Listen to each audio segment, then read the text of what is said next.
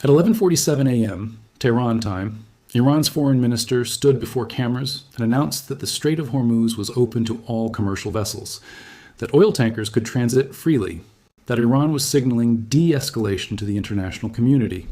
It was a significant statement. It was a statement that markets reacted to immediately, that diplomats in 6 capitals noted with cautious optimism, and that represented the first official Iranian signal toward ending the blockade that has been strangling the global energy supply for weeks. And within the same hour, on the same day, IRGC naval units fired on 2 tankers attempting to transit the strait. We are going to get into it all, but before we do, if I could quickly ask you to leave a like on this video, and if you haven't already, and you enjoy our channel, to hit that subscribe button because it goes a long way in supporting our work. The same regime, the same government, the same chain of command, 2 completely opposite orders executed simultaneously. And then Iranian state television called the foreign minister stupid, on air, in public, by name. What is happening inside Iran right now is not a government in crisis. It is a government that has ceased to function as a single entity. 3 factions issuing 3 sets of contradictory orders from the same command structure. And above all of them, the man who was appointed to provide final authority, who was supposed to serve as the gravitational center around which every competing interest would organize, is lying in intensive care at a Tehran hospital, unaware of his appointment, unaware of the crisis, unable to open his eyes. The Strait of Hormuz is the most important waterway on Earth, and the regime that controls it cannot agree on whether to open it or close it. That is what has stunned Washington, not the conflict itself. But this, let me tell you how Iran reached this moment, because the current collapse did not begin with the blockade or the missile exchanges. It began on February 28th, when a joint American-Israeli strike simultaneously eliminated Supreme Leader Ali Khamenei, IRGC Commander Pakpour, Armed Forces Chief Mousavi, Defense Minister Nasserzadeh, and 48 senior officials in a single operation.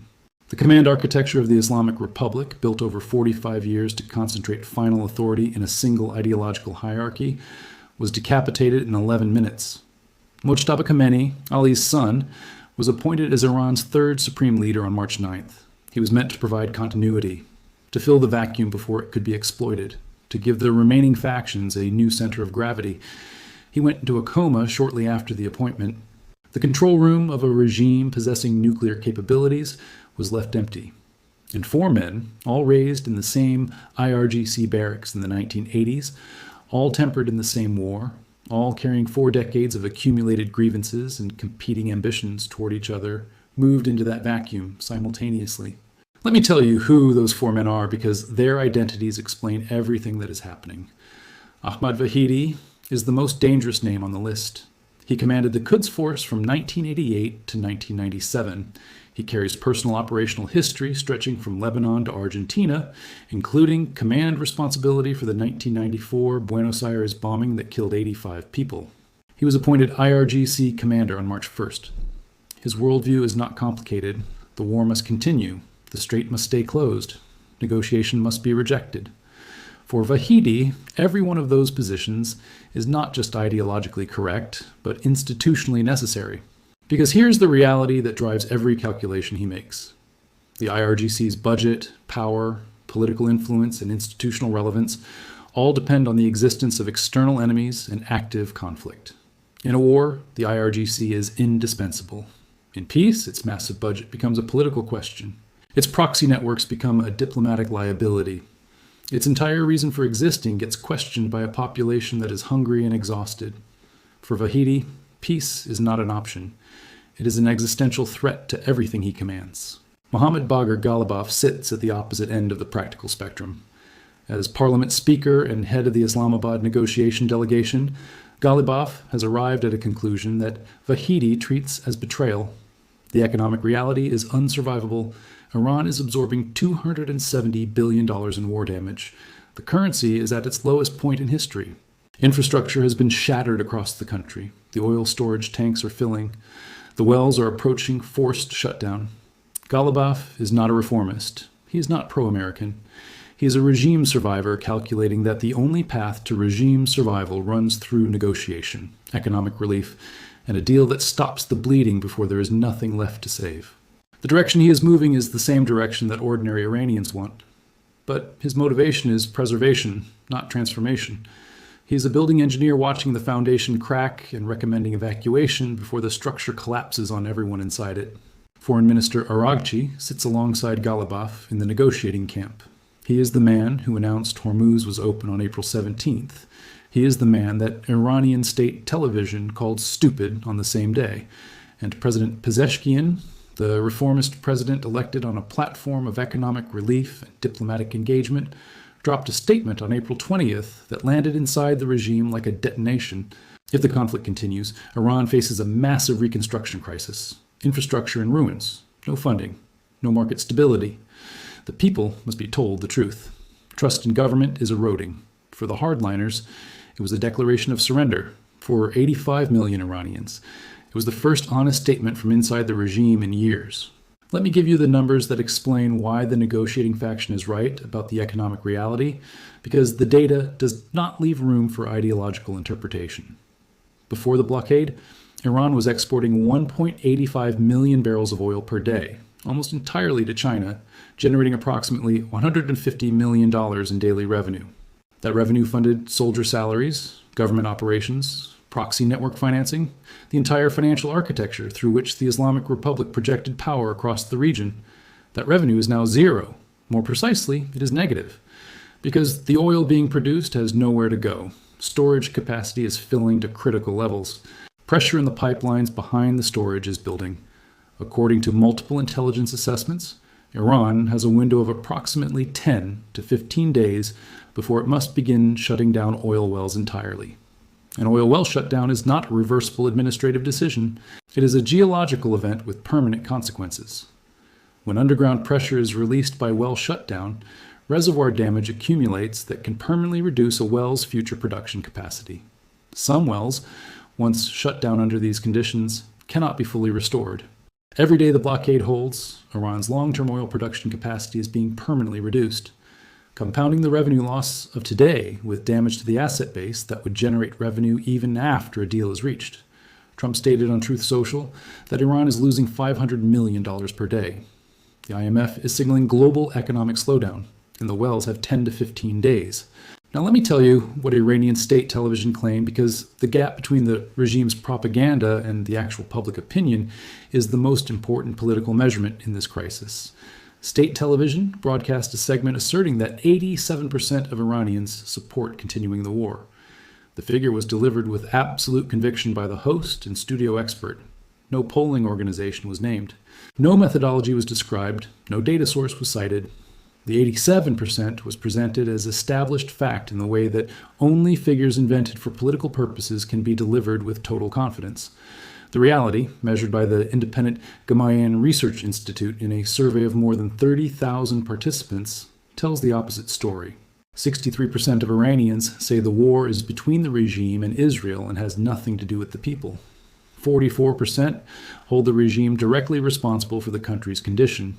58% rate the regime's performance negatively. The distance between 87% war support and 63% regime non-identification is not a polling discrepancy. It is the measurement of a regime that has lost contact with the population it claims to represent. It is the gap between what the IRGC needs people to believe and what people actually believe. And that gap has been widening since the Masa Amini protests of 2022 nearly destabilized the entire system. Gamon's trend data shows something even more significant than the current snapshot. The direction of public opinion inside Iran is accelerating toward a point where it can no longer be managed by propaganda alone. Ghalibaf and Pezeshkian understand this. Vahidi either does not see it or has decided that IRGC institutional survival matters more than regime survival. And those are not the same calculation. Let me explain the international pressure converging on Iran, because this is where the story becomes genuinely extraordinary. The pressure is not coming from Washington or Tel Aviv. It is coming from Beijing and Moscow. And that development has stunned every analyst watching this crisis. Xi Jinping called Saudi Crown Prince Mohammed bin Salman and explicitly stated that the Strait of Hormuz must remain open to normal passage, characterizing it as an international waterway in the common interest of regional countries and the international community. Read that carefully. China's leader called Saudi Arabia, not Iran, to deliver his position on the strait, not his ally of 25 years. Not the country with which China signed a comprehensive strategic partnership, promising hundreds of billions in investment.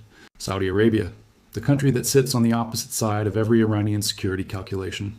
The signal embedded in that choice is precise. China is telling the region that its priority is the waterway, not the Islamic Republic. Beijing purchased 90% of Iran's oil exports before the blockade. China's 25-year strategic partnership with Iran promised massive infrastructure investment. And now China is publicly pressuring its own supplier to stop what it is doing because Chinese ships were being fired on by Iranian forces while simultaneously being seized by American forces. China is indirectly strengthening Ghalibaf and Pezeshkian, not because Beijing cares about Iranian internal politics, because China's energy security, its yuan trade strategy, and its Gulf commercial relationships all require a functioning Hormuz, regardless of what Tehran's internal factions decide.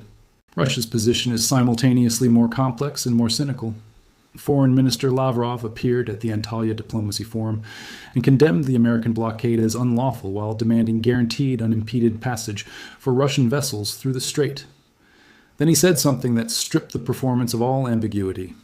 Russia is ready to supply energy resources to China and other countries affected by the crisis. There it is.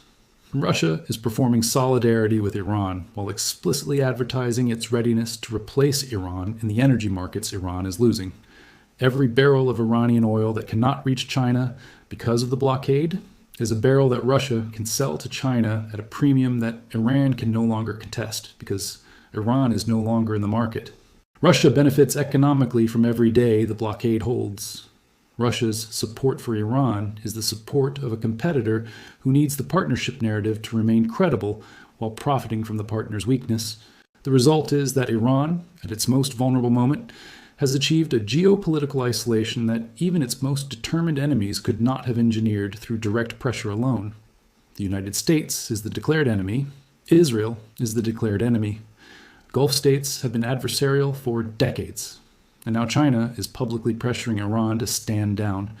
Russia is publicly advertising its readiness to replace Iran in the markets Iran is losing.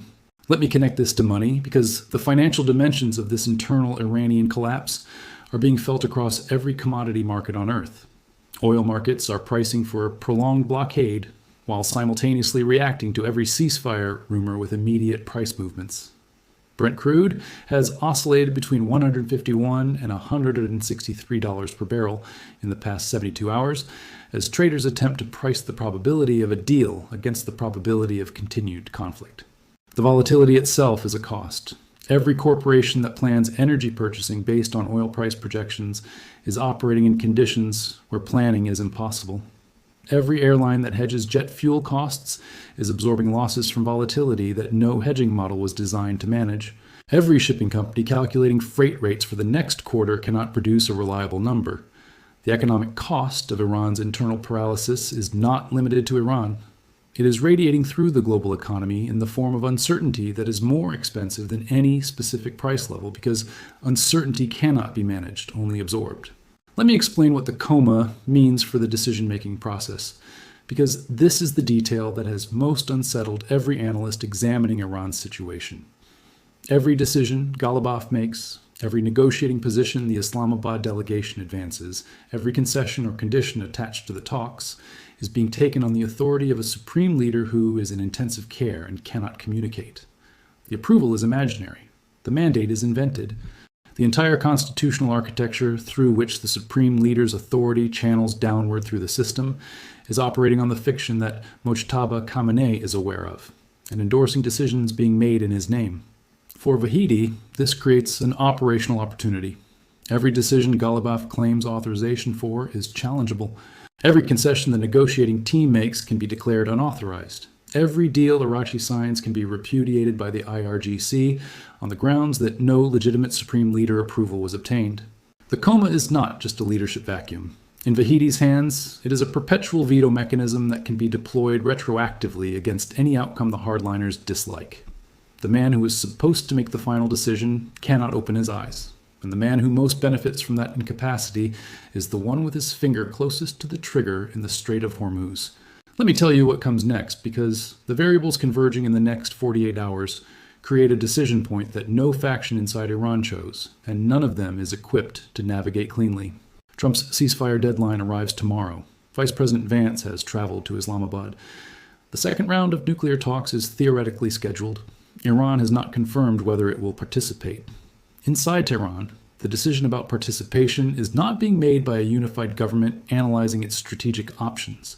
It is being contested between a president who publicly acknowledges the war has become unsurvivable, a parliament speaker who wants to negotiate while watching his back for the political knife Vahidi is sharpening, a foreign minister who has been called stupid on national television by his own side, a comatose supreme leader whose approval is constitutionally required but cannot be obtained, and an IRGC commander who views any deal as the beginning of the end of everything his institution has built. The four men running Iran have known each other since 1988.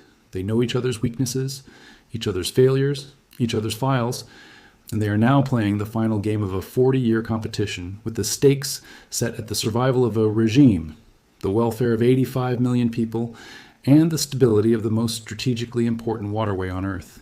Here is what I need you to understand. Iran's foreign minister announced Hormuz was open. The IRGC fired on tankers the same day. State television called the foreign minister stupid.